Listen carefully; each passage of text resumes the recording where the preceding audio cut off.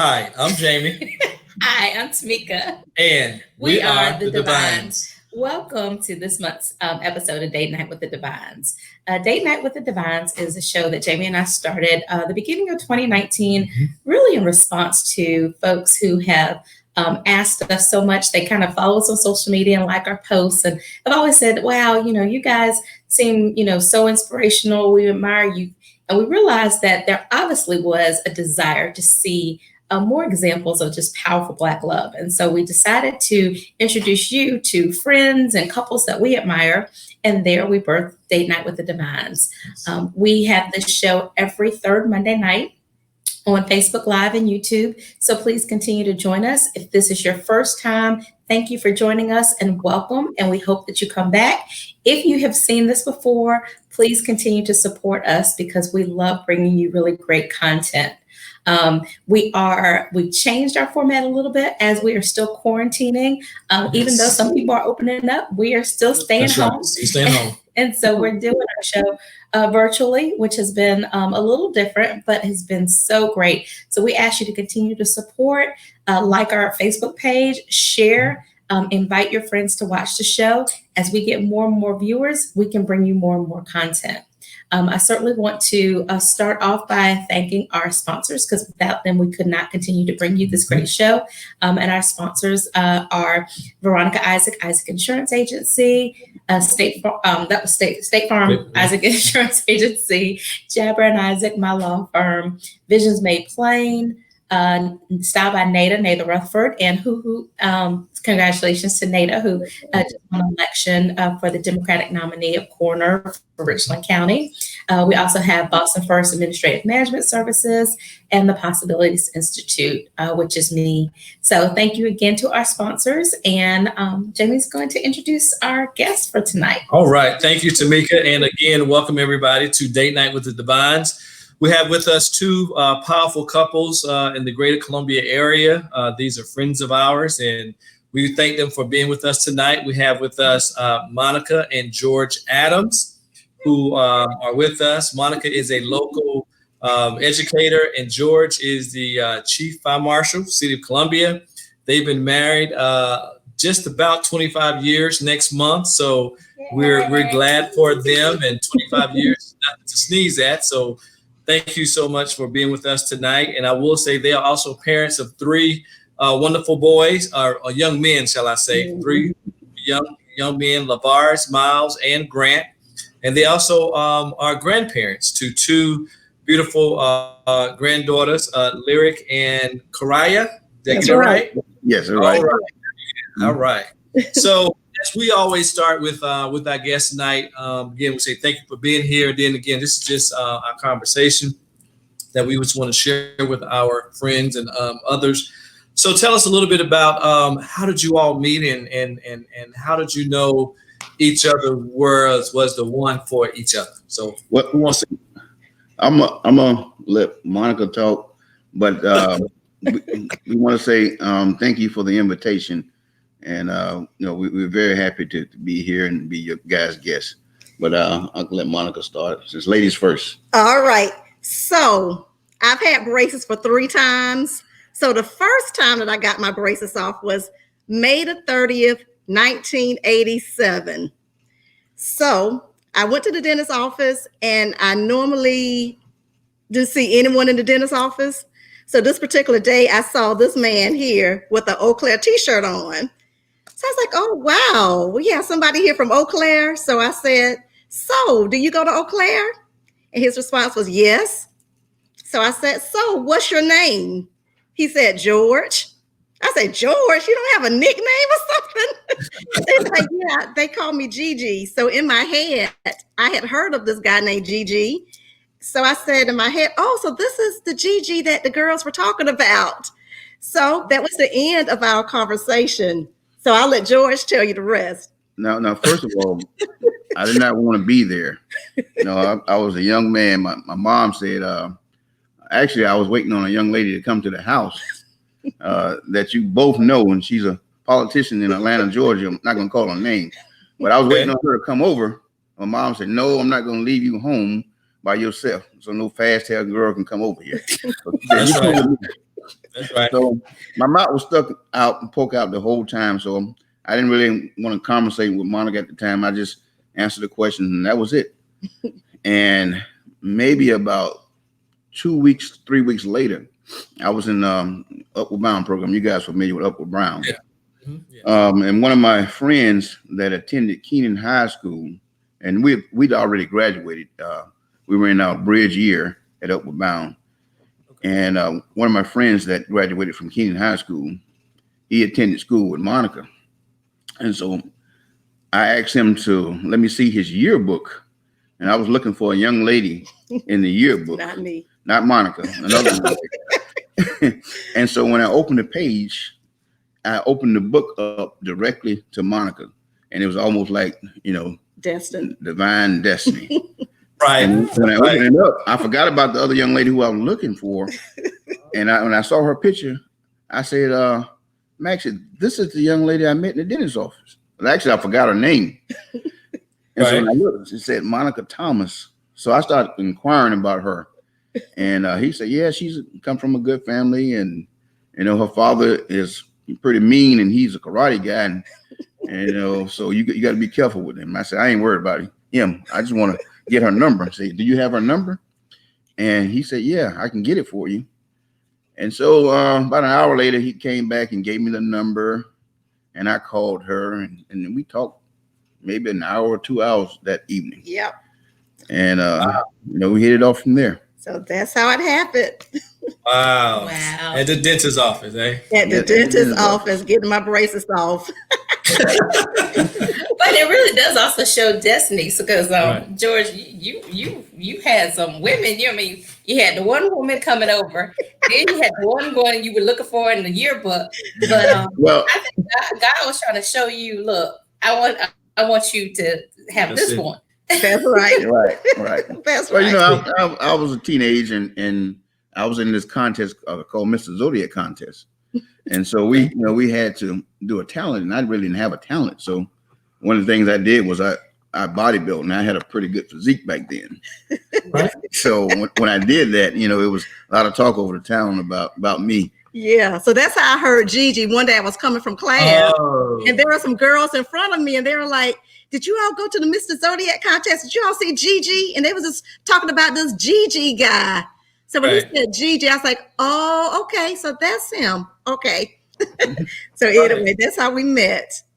You got Gigi. So how soon after that 2-hour conversation did y'all actually go out? Well, at that time I was 16, so I couldn't go out on any dates. So George, when did you come to my house to meet my mom? I did. I can't remember, but it was it may have been in the summer of 1987, and I was in the process of going off to college my freshman year, and so I think that hit it off with their parents because they were big South Carolina State supporters, fans. Oh yeah. And so I was going off to college, and we talked, and I said, well, I'm going to college. She's in high school, and I want to see what the girls are about in college. Right. So, but down at SC State University, every time I look around, I used to see her. She was always at the games with her parents, and I used to run into her, and we continued to talk. Why she used to come down to South Carolina State, and I think we got kind of serious maybe her senior year in high school. Yeah, 80 and 88. In 88. 88? Okay. Oh, 89. No, my junior year, G. Oh, I don't remember. Yeah, 88. So that's how it happened. So our first date, my parents, they didn't allow me to go out on dates. So I had to bring my older cousins. Right. So during that summer, my older cousins went out with George and I to see Lethal Weapon. Yep, the first Lethal That was Weapon. our first date. Yeah. So George and I were sitting in one place, and my boy cousins, they were sitting like 3 or 4 rows behind us. Okay. So that was our date. Yeah, and I said to myself, why do you have to be here? I love though that you remember your first date and what y'all saw. Oh, yeah. That's really good. Yeah. That's really good. You remember our first date? Yeah. We went to Three Rivers Music Festival. Okay. All right. Just checking. Come on, man. Just checking. Know my stuff. No, actually, we went to lunch. Right. Remember, we went to lunch at the Cap City Club. That was the real first date. And then we went later that night to the Three Rivers Music Festival. Yeah. No, the Three Rivers was the real first date. The lunch was just lunch, you know. Now, I was testing him out. I was testing him out to see if he actually could get to the real first date. now the date that we met has a real significance to it. Yeah. Which is May the 30th, 1987. But we'll talk about that date later on. Okay. We'll put a pin in that. Put a pin in that. Yeah. So you both were high school, I'm gonna say high school sweethearts, high school / college sweethearts. Mm-hmm. At such a young age, and you know, a lot of people may say you may not have been mature enough for love and mature enough to know that this was the one for you. And I think you sort of kind of answered my next question. What would you say is one of the keys or nuggets to having a long lasting relationship from such a young age up until now? Well, there's a couple of things. First of all, there have to be trust. Mm-hmm. And the communication line have to stay open. You want to talk about the communication? Yes. I really agree with what George stated about trust, because as he stated earlier, he was in college and I was still at Keenan. So there was a sense of trust where I trusted George to be true to me. And it was really evident because when I enrolled at South Carolina State, there were so many females who did not like me. And I was like, why? They don't speak. You know, guys wouldn't speak to me. I was like, what is it? So I realized then that George had, you know, let everyone know that, you know, he did have a girlfriend. So when I got to state, I was the girl that he was talking about. So we definitely had a sense of trust, communication, and also just knowing who your partner is. Because George has his ways and I have my ways, but I allow him to be who he is, and he allows me to be who I am, because we know that we have to allow each other to be themselves. So to me, that's one of the most important parts of being in a committed relationship, knowing and trusting your partner, and knowing and allowing them to be who they are, and realize that you can't change them. You just have to not adjust to them, but just understand who they are. So you have to put up with them. that's the layman's term. But yeah, just knowing who you are and just knowing why you fell in love with him in the beginning. Because like I stated, I was 16. And I guess I was pretty mature. No, you were 17. 16, 17. I was pretty mature. But I knew who I was as a person. So that didn't allow me to allow anyone else to change who I was and to be able to accept him for who he was. I guess if that makes sense or not. It does. It does. Yeah. Yeah. And that's the main thing, just allowing your partner to be who they are and not try to change them and want them to be someone who they're not. That's very key in any relationship. And I know my husband, and I know when he wants to talk and when he doesn't want to talk. So I give him that space, but I know that we know how to communicate with each other and when to communicate. Because I guess I'm moody, and you know, sometimes I want to be bothered, and sometimes I don't want to be bothered. And so she put up with me with all this time, 30 years. So she knows who I am. That's right. Mm-hmm. So tell us, you know, both of you come from families, both of your parents have been married for a long time. Mm-hmm. That George, your parents have been married over 50 years? Right, it'll be 52 years in December.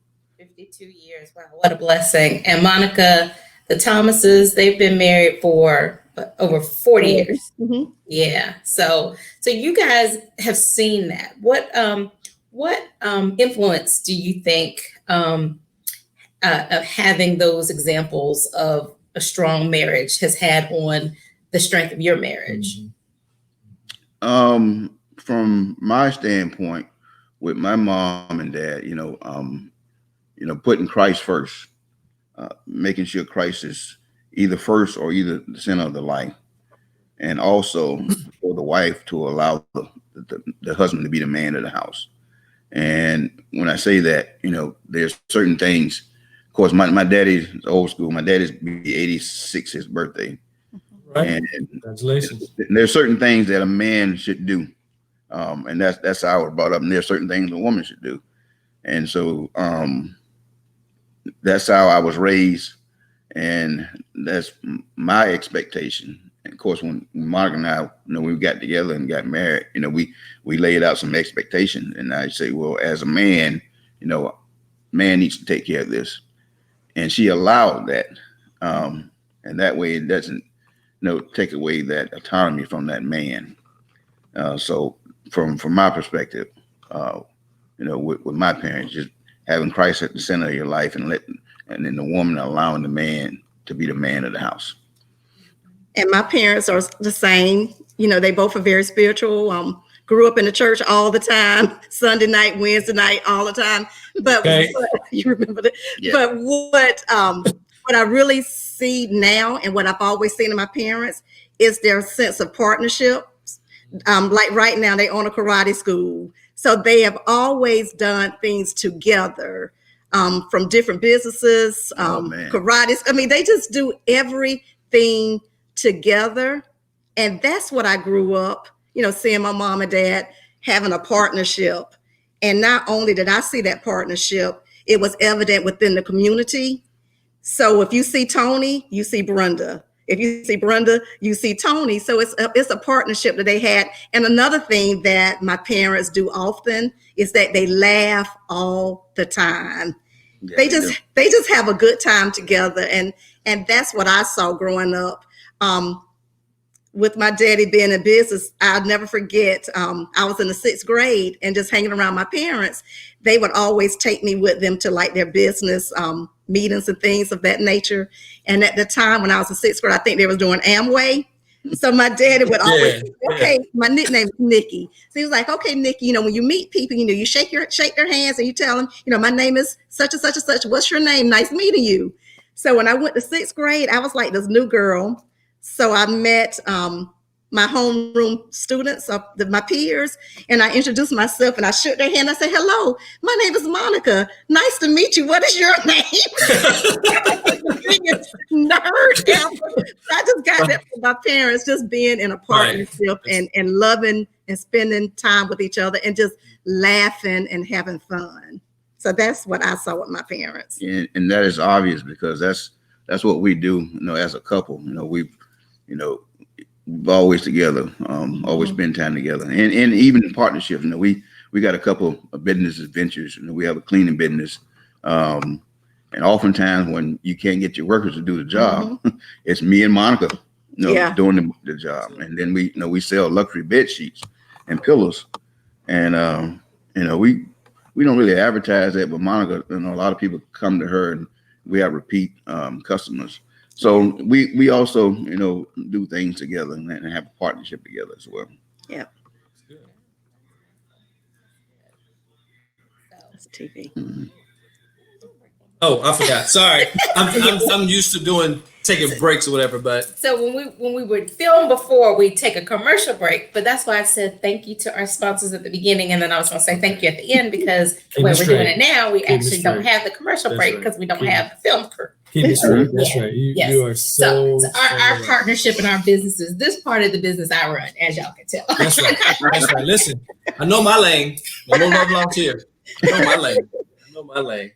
No, but George, I think everybody knows not everybody, but a number of people from the community know that George, you had a health scare a couple of years ago, right?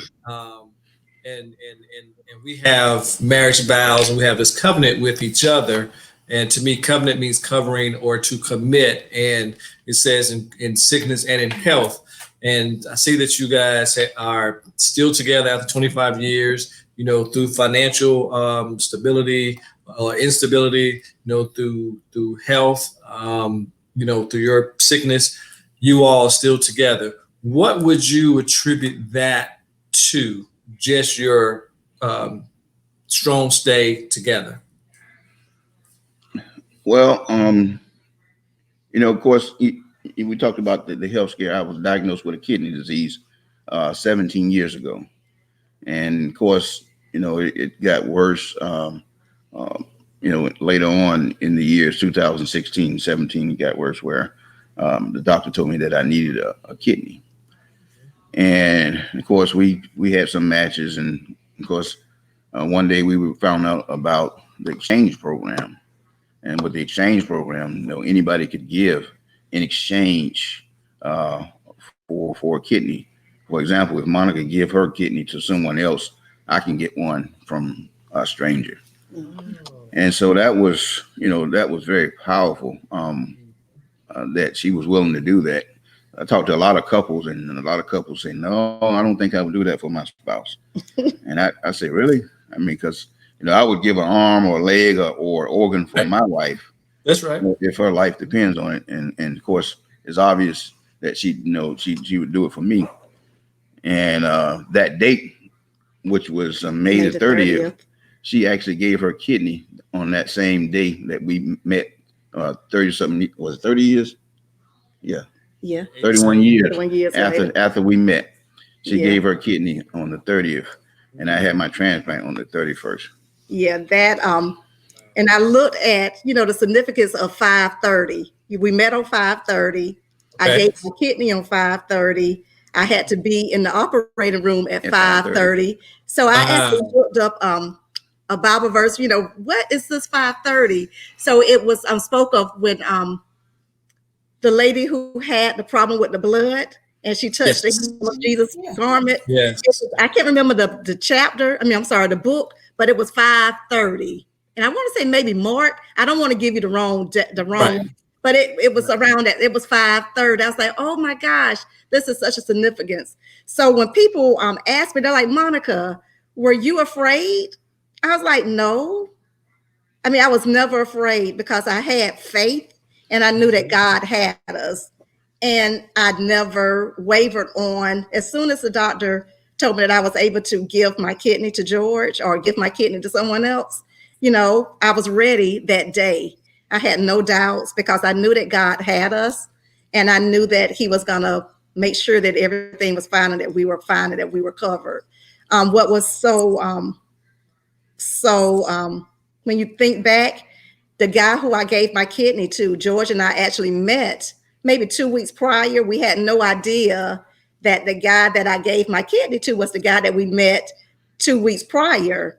Wow. So George, when I was getting ready to donate my kidney, he said, Monica, the man who had on the green shorts, he's here. I think you're going to give him your kidney. So I said, well, George, go talk to him and see if this is the guy, if he has his blood type and those things. But he didn't. So the day that I met the guy, I walked into his room, and it was actually the guy that we saw 2 weeks ago, 2 weeks prior. And he looked at me and he said, oh my gosh, when I saw you 2 weeks ago, I knew that you were going to be my angel. So it was just a very touching situation. And now he's like my brother. And the lady who donated to George, she's our sister. So we know that God has us, and we've never wavered on the decision for me to give my organ to him. So whenever I ask him something, I don't hold it over his head either. I don't hold it over his head. You got that, George? All right. Yeah. But that's what we do as a married couple. That's right. You're one. You're one, and so that's an outward example of the fact that you guys are joined in one. That's a beautiful story. That is. And yes, you are right. It is Mark, the 5th chapter, verse 30. So that is a great story. When she touched the hem of his garment, and he felt the blood, he felt something pulling at him, and then and then she got healed. So that's a great story. So as we begin to kind of wrap up a little bit, just want to kind of ask you, what would you share with a younger George or a younger Monica looking back where you are now, or even share with your children when it comes to marriage and expectations and maybe what you heard that was true or wasn't true? But what would you share? What are some nuggets that you all would share with a younger George or a younger Monica? Well, I would share the same thing that I would share with an older George or older Monica as a younger George. Make sure you surround yourself with like-minded people. Make sure you surround yourself with positive people. There's so many times, we were around couples or maybe a person that have some issues in their marriage and they're talking negative towards their spouse. And to me, I don't want no part of that because I don't want that spirit rubbing off on me and I don't want it rubbing off on my wife. So make sure you surround yourself with like-minded people, in terms of being positive, in terms of being Christ-like, in terms of putting Christ first and putting your family first. Anything else I think is insignificant. But just make sure you surround yourself with like-minded people. And I agree with George. I would add to always remember why you fell in love with your partner, and always make time, which is what we try to do every Saturday night. Right. We go outside and we sit on our porch and we just spend a long time, a quiet time, just with the two of us, especially since we've been quarantined. Right. We have spent so much time together, and we can just sit outside and do absolutely nothing. Right. But we're just in each other's presence and just making that time, because I'm a workaholic. George is a workaholic. And a lot of times, you can easily get bogged down in your day-to-day work and just doing the work. So I sometimes have to learn how to shut it down. Yes. I mean, it's really hard. It's hard. So I'm still working on that as an older Monica, which is what I've been doing ever since we've been married, because that's just my personality.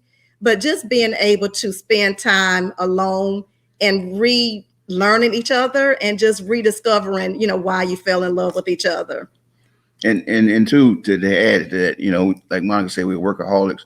We have multiple jobs, and it's important that we do it together. I don't want to be out here trying to run a cleaning business and she's not there by my side. Even when I was commissioner of baseball, I used to spend all my time at the baseball park. I would come home from work, take off my uniform, throw on some clothes, and go to the baseball field. I did that for maybe 10 or 15 years every day. And Monica got to a point where she didn't like me going to the field. And so Mama had a conversation with her. About my mom. Yeah, she said, you rather for him to chase baseballs or chase women? and so she said, well, she came down and she started running the canteen and doing some other things. So we were there as a partner, as a team. And of course, that's one of the advice too I can give. Make sure whatever you do it in partnership. This has been such a blessing. Thank you so much for joining us. It is, we wanted to get you guys for forever. And so I'm glad that due to quarantine, we were able to slow down y'all's schedule and our schedule so that we could get together and do this. And, we love you guys dearly. Y'all are a wonderful example of not just Black love, but love and a testament. We're hoping that our viewers have been blessed just as much as we have by having a conversation with you guys. And so for those of you who have joined us, I want to thank you again for joining us. Again, this is our partnership. This is our labor of love to just kind of bring you to elevate the dialogue. Jamie was at a march yesterday, and one of the things that one of the speakers was talking about, changing the narrative as it relates to Black men. But I think we also have to change the narrative when it comes to Black marriage and love. And we miss having the Obamas in the White House, but they're not our only example of strong Black love and Black marriage. And so this is our opportunity to share with you other examples within your own community. So we want to challenge you to also reach out to folks in your community and talk to other couples, older couples, get some insights from them, share some insights with them, and continue to spread this message of powerful Black love and powerful Black marriage. So again, thank you to our sponsors, Visions Made Plain, Darren Murphy, Boston First Administrative Management Services, Shayna Boston, Style by Nada Rutherford, John T. Elliott, Professional Hair Design. I did not say him at the beginning, and I apologize. John T. Elliott, Professional Hair Design, State Farm, Isaac Insurance Agency, Jabber and Isaac Law Firm, and of course the Possibilities Institute. So until next, and continue to like and share this message so we can have other people watching. But until next time, we'll see you next month on the third Monday. So until then, I'm Tameika. And I'm Jamie. And we are the Devines. Thank you. Thank you.